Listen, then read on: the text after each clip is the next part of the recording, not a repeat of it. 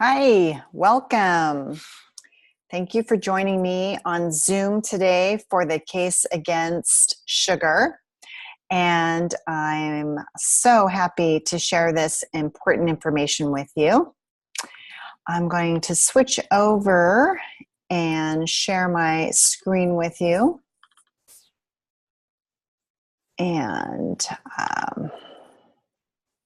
there we go. And I just want to welcome you here on Zoom. Thank you so much for being here live with me. And I was hoping to also be live on my Facebook page, Wolf House Natural Living, but I couldn't figure out how to make that work. So I'm going to be posting the recording after this. And if you have people that you want to share this with, be sure to go to the Facebook page and share that with them. And that's only going to be up for a week. I'm going to have it up through April 18th. That's April 20th, next Friday at 5 o'clock. So they'll have all week to watch the replay. You can watch the replay there and ask questions and continue to share and get this information out. So let me see here. I do not want that there. Okay.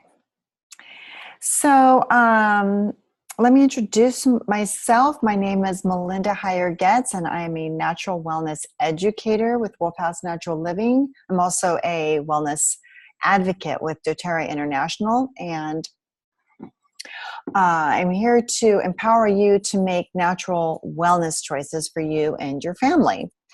And today we're going to be going over a lot of information about sugar. And I personally know people who are addicted to sugar or struggle to reduce sugar in their daily routine. I struggle sometimes with sugar myself. And I've found some things that help me to fight not just the cravings, but also appeasing my God-given sweet tooth. That's right. I do believe that our sweet tooth is something that God created in us, but there's a natural way to satisfy. That includes eating fruits and vegetables, using essential oils, and sweetening my food or drink with natural sweeteners like stevia. And we'll talk more about that later. So we're going to be talking about the myths, the misnomers, the truths and untruths, and I'll give you some ideas of how you can overcome and healthfully replace sugar in your diet. So let's get started. Sugar comes, there we go, sugar drama. Sugar comes in many forms beyond the white powder we often associate it as.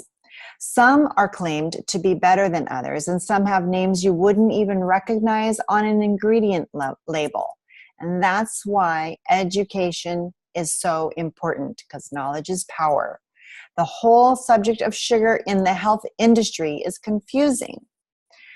Just earlier, I was visiting at the hospital, and I went into the cafeteria to get some hot water for my tea, and I looked for some stevia as a sweetener. And all they had was sugar, equal, and sweet and low. Now, of those three, I would have chosen sugar, but it was refined white sugar, and I just would rather not have it. But I can't believe that equal, which is aspartame, and sweet and low, which is like the worst sugar known to man, are the only options in a hospital. So I was just blowing my mind. So some of the things you'll hear are, it's okay in moderation. Your body isn't designed to digest sugars. Sugar-free products are always healthy. Artificial sweeteners are worse. You need sugar for energy. Sugar is addictive. All of these are common claims to do with sugar, opposing one another. Yet one thing is for certain, we are consuming more sugar in our diets than we ever have before. According to the United States Department of Agriculture, the average American consumes 150 to 170 pounds of refined sugars per year. Compare this to the 4 to 5 pound yearly consumption of the early 1800s, or even the high, nearly 90 pound consumption of the 1900s. You're probably thinking that can't be right. That's a lot of sugar. The sugar equation. Yep, that figure is correct. 150 to 170 pounds of sugar per year. That translates to a quarter to half pound, or 30 to 60 teaspoons of sugar per day. That's incredible. It's hard to believe that you're capable of that. But keep in mind, you are not just consuming sugar in your coffee and baked goods. It is hidden in the majority of foods you probably eat rather regularly. So, what is this sugar hide and seek? It's added into foods that you wouldn't suspect. Some of them include ketchup, barbecue sauce, tomato sauces, marinades, salad dressings, yogurts, breads, protein bars, peanut butter, soup, canned fruits, cereal, crackers, oatmeal, frozen dinners, and so many more. Everywhere you turn, look at the labels and you will be surprised at the number of sugars there. This list that I just read you does not include the obvious culprits of soda, cookies, ice cream, but these are just some of the many surprising ways sugar sneaks into our diets. So, did any of these particularly surprise you? One of the main reasons you may not recognize all of the sugar you have in your diet is because it very rarely will say sugar on the ingredient list of the food you buy. Instead, you may see dextrose, maltose, glucose, fructose, corn syrup, high fructose corn syrup, corn sweetener, sucrose, sorbitol, sorghum syrup, agave nectar, carbitol, evaporated cane juice, galactose, inversol, rice malt, sorbitol, nectars. As I'm sure you would guess, there is even more than what I included on this list, actually about 61 in total. A few tips in identifying sugars is looking for words ending with "-ose" or "-ides", and examining the entire ingredients list, as often there are more than one type of sugar in a product. And sometimes there's several types of sugar in a product. If sugar is already in all the food we eat, then why should we care? It's not like everyone is sick, right? The problem with excessive sugar consumption is that most health issues do not manifest immediately. And if they do, they are not usually recognized as being caused by our diets. Mental illness and behavioral problems are often attributed to other sources beyond diet. Allergies, arthritis, and migraines are explained by our environment, stress levels, and response to medication. Immune disorders, degenerative diseases, diabetes, and cancer take time to diagnose, and most people aren't grabbing their food journals at this point to search for the connection. Or do they even have food journals? I don't keep a food journal personally, and I don't think most people do. However, there is more research being conducted on the effects of sugar on human health by the day. So let me tell you, it's not looking great for sugar's case.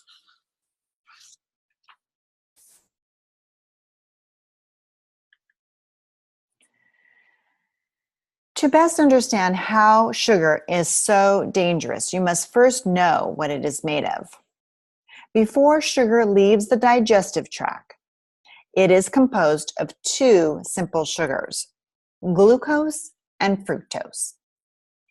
Glucose is an important energy source and it's easy to obtain.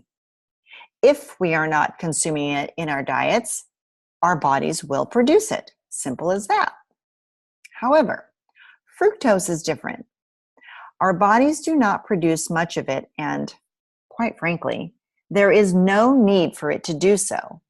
In fact, there is no proven physiological need for fructose at all.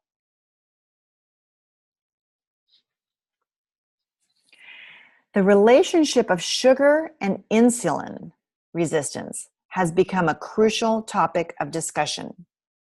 Insulin is one of the most important hormones in our bodies. It is responsible for directing glucose into cells to be used for energy. However, when our cells no longer respond to insulin, our body receives the message that it needs to produce more. In response, the pancreas makes more insulin. But over time, the pancreas is unable to keep up with the demand and blood sugar is no longer able to be maintained. This is known as insulin resistance. Insulin resistance is thought to be a big contributor to many diseases, including but not limited to type 2 diabetes, obesity, metabolic syndrome, and cardiovascular disease. Even after these diseases develop, the elevated blood sugar remains an ongoing problem. This excess is often the reason people with these illnesses experience other complications, like blindness in diabetes, for example. It is no secret that obesity is a serious epidemic. 1 of 3 children and 2 out of 3 adults are either overweight or obese in the United States. Sugar's role in gaining weight is much more serious than just adding in some empty calories. Instead, it affects the hormones responsible for satiety and the feelings of satisfying your hunger. Therefore, it leads you to eat more and more. I'm sure you can see the problem here. Knowing this alone strengthens the case that there is a 60% increased risk of obesity in children for every daily serving of sugar-sweetened beverages in their diets. It is important to note that the weight gain from sugar is often present in the abdominal area, so your midsection. This visceral fat breeds a higher risk profile for many other diseases, some that are life-threatening. Therefore, sugar is a leading factor in the rise in obesity among many other serious health complications. Fructose, one of the main components of sugar, is metabolized by the liver, but only in significant amounts at a time.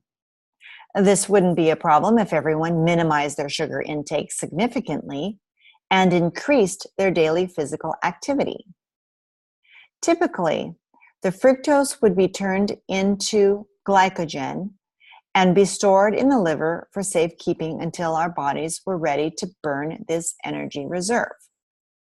However, if there is already ample amounts of glycogen in the liver, eating more sugar overloads it.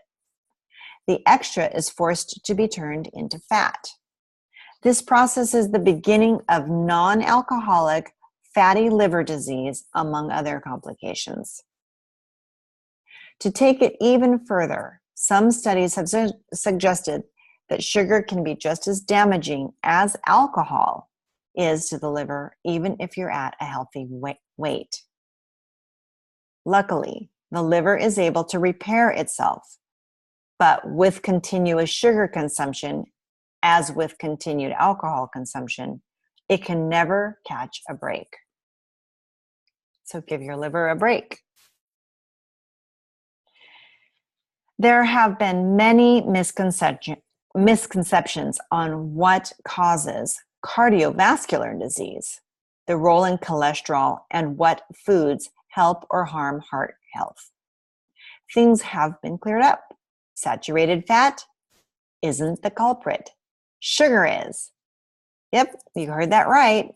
Sugar consumption is a leading contributor to the #1 killer of this world, heart disease. Studies have shown that consuming a large amount of fructose can cause a raise in bad cholesterol, LDL, blood glucose,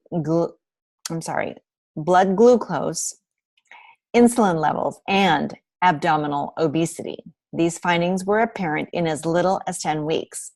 Please note that all of these factors are major risk factors in developing heart disease. There are more studies linking sugar consumption with heart disease, and if you'd like some links to see those, just let me know.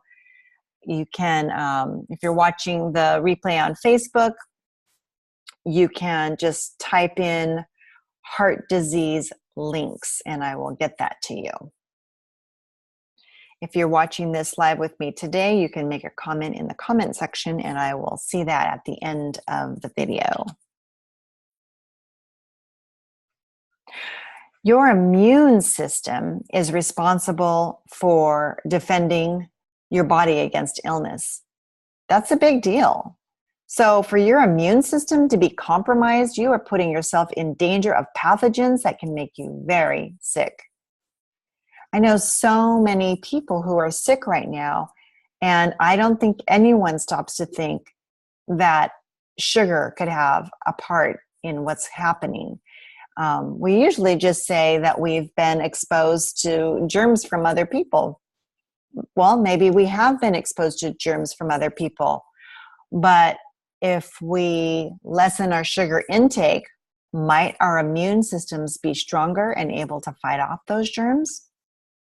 According to a study through Loma Linda University, 100 grams of sugar can make your white blood cells 40% less effective in killing germs. On top of already putting your body in a stressed and irritated state, sugar directly affects your main line of defense against disease. The most alarming part about this is that sugar's crippling effects stay present in your system for up to 5 hours after you eat. It's hard to believe that something that is so prevalent in our everyday diets can cause cancer. I hate to be the bearer of bad news, but it is. It's true. Cancer is uncontrolled growth and the multiplication of cells. It is also one of the leading causes of death worldwide. How is sugar related, you ask? Insulin. Oh, there it is again. Insulin is one of the main hormones responsible for regulating the growth of these cells. It has been concluded that having constantly elevated insulin levels can indeed contribute to cancer. Do you remember what I said about insulin and sugar? Consuming sugar raises insulin levels. Now there is a considerable amount of evidence how this contributes to cancer risk and progression. And you can read more about it at sagepub.com.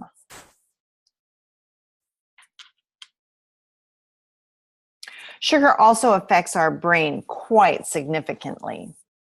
Studies have shown that sugar literally slows down the brain's function, hinders new learning, and decreases memory recall. You can see why, because of those three things, having our children be exposed to so much sugar is detrimental to their learning and functioning as a child. There are also strong connections of high sugar intake and the prevalence of depression and anxiety. And frankly, I have seen more depression and anxiety in younger and younger kids.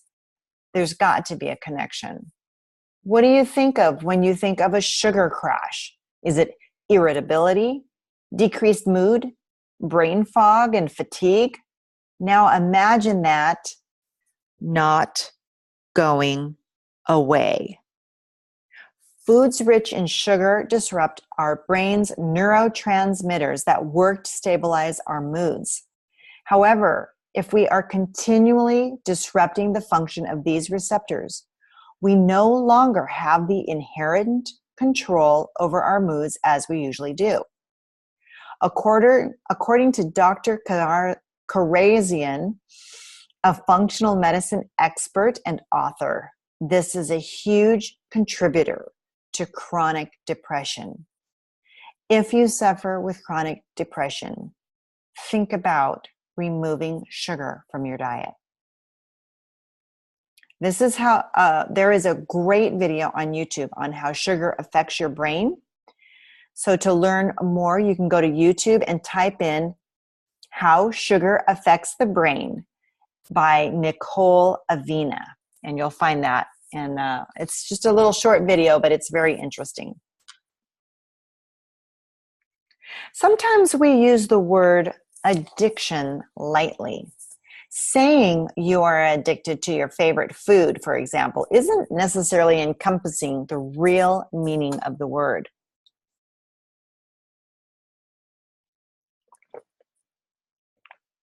According to the American Society of Addiction Medicine, ASAM, addiction is a primary chronic disease of brain reward, motivation, memory, and related circuitry. Dysfunction in these circuits leads to characteristic biological, psychological, social, and spiritual manifestations. This is reflected in an individual pathologically pursuing reward and or relief by substar use and other behaviors. Addiction is characterized by inability to consistently abstain, impairment in behavioral control, craving diminished recognition of significant problems with one's behaviors and interpersonal relationships, and dysfunctional emotional response. Like other chronic diseases, addiction often involves cycles of relapse and remission. Without treatment or engagement in recovery activities, addiction is progressive and can result in disability or premature death. I know that's a pretty long definition, but it's important to really know what we're talking about when we say sugar is addicting. So let's try to understand a little better about the addiction to sugar. What's going on chemically in the brain? Dopamine.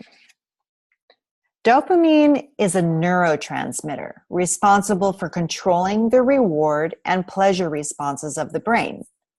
When you eat a lot of sugar, a massive amount of dopamine is released in your brain. As you continue to consume sugar, the dopamine receptors become less powerful, making the response less effective.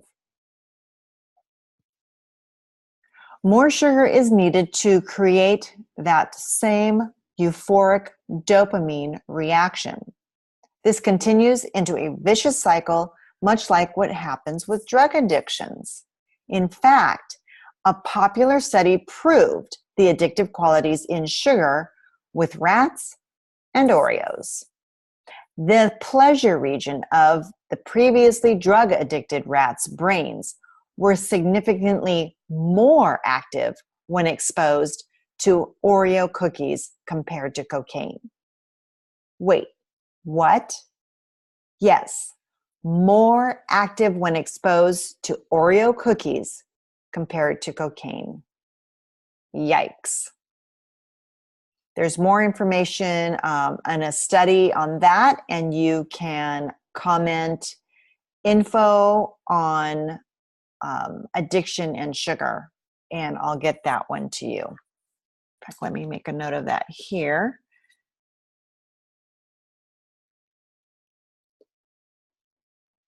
And I'd be happy to send you the link to that study. And then a later study showed that the brains of people with food addictions reacted to sugar the same way as drug addicts react to drugs. This is very serious, people. And it is truly proof that sugar can take over our brain chemistry and deliberately make us crave and eat more of it. This is a real thing. People are addicted to sugar in the same way that they can be addicted to drugs or alcohol. While sugar is very obviously a negative contribution to our health and lives, not all sugars are created equally. Some are much worse for us than others, and of course, vice versa. Up next, I will be going through some sugars that should definitely be avoided as much as possible, as well as some recommended alternatives. Do you currently use any sugar alternatives? If possible, avoid these products. Aspartame, as I mentioned earlier, one of my options at the hospital. This chemical sweetener is best known for its appearance in diet sodas. Some people can tolerate it in the short term, while others report migraines and digestive distress. That was the response that I had to diet sodas and aspartame. I would get terrible migraines, and I finally figured it out, and I don't drink those, and I don't use aspartame in my foods. Regardless of the initial reaction, aspartame has been proved pretty dangerous in isolated situations. For example, the University of Liverpool conducted a study where aspartame was mixed with a common food coloring. The result was clear toxicity to brain cells. Additionally, researchers found when aspartame breaks down, it creates formaldehyde, a well-known carcinogen. And it's doing that inside of our bodies and brain. Eek! Okay, the next one that you want to avoid is sucralose. And this is commonly known as the brand Splenda. It is processed using chlorine, a toxic chemical. Researchers are also finding that the waste of those consuming this quote-unquote sugar cannot be broken down in wastewater treatment centers. So imagine what that means for the insides of our bodies. And lastly, you may already know about this one. It's high fructose corn syrup, HFCS. In fact, I have a ban on HFCS in my house. It doesn't work all the time. Other family members try to sneak it in, but I try not to let it into my house. This one might be a little bit more challenging to avoid. This sweetener plays a huge role in the fat buildup in the liver, leptin resistance, and major weight gain. And it's in almost everything. You will see it in very many things. That's why when you're grocery shopping, shop at reputable stores, health food stores, read the labels, read the labels. A study found that high fructose corn syrup is sometimes laced with mercury. Mercury is a heavy metal linked to heart disease and developmental disorders like autism. Don't worry, I'll be suggesting some safer alternatives next. So here's the good news. The good news is that we do have some alternatives to turn to. The first one is stevia. I mentioned this one earlier as an alternative that I personally use. It's an extract made from the leaves of the stevia plant. It has actually shown to help balance fasting blood sugar levels, cholesterol, insulin resistance, and blood pressure. However, it is important to pay attention to the source of stevia. Some brands include additives, so be sure to always check the label. One of the reasons I like stevia is that a little goes a long way, so I can use just a tiny bit to satisfy my desire for a sweetener in my tea or smoothie. Coconut sugar is a natural sweetener, unrefined, and still contains all of its vitamins and minerals. It does not contribute to the strong fluctuations in blood sugar like other refined added sugars. Raw honey. Honey has less fructose and combines other health benefits, including promoting heart health and fighting inflammation. Still, you don't want to overuse. As always, too much of a good thing can be bad, so please keep in mind that these alternatives do still break down to glucose and fructose in your body, and all sweeteners should be used infrequently. Although it's ideal, it is not practical to plan to cut sugar out entirely. As I mentioned before, it is hiding in nearly everything. However, finding healthy alternatives, practicing moderation, and being aware of the dangers are the best way to take action in the case against sugar. There are a couple of great documentaries you can check out: Big Sugar and Sugar Coated. If you need a reminder, you can make a comment in the comment section, documentaries, and I will get the names of those to you. But there's two: Big Sugar and Sugar Coated. Also, there are some essential oils I recommend in helping your metabolism and the fight against addiction. You can diffuse doTERRA Purify Cleansing Blend or Serenity into the air. You can use lavender, grapefruit, orange, sandalwood, or marjoram essential oils topically or aromatically if you need support for emotional withdrawal from sugar. I like doTERRA's Slim and Sassy Metabolic Blend, which was designed to help control hunger and help limit excessive calorie intake. The oils in this blend are calming to the stomach and work to improve emotional well-being as well. You can apply it on the wrists or the bottoms of the feet. You can diffuse it for aromatic support. And then for internal use, you can add 8 drops to 16 or more ounces of water and sip throughout the day between meals. Now, if you're like me, a big water drinker, I have a 22-ounce water receptacle that I drink out of. And I only want to have 8 drops throughout the day. So if I'm going to be drinking 4 bottles of water, then each bottle is going to get 2 drops of water. 2 drops of essential oil. Then for a refreshing alternative to sodas, try adding a drop or 2 of any citrus oil to sparkling water. Just make sure that you use glass or stainless steel to drink out of, as the citrus oil can have a negative reaction with plastic. Adding the citrus oil to sparkling water is so refreshing and delicious, and it's such a great alternative, as I said, to sodas.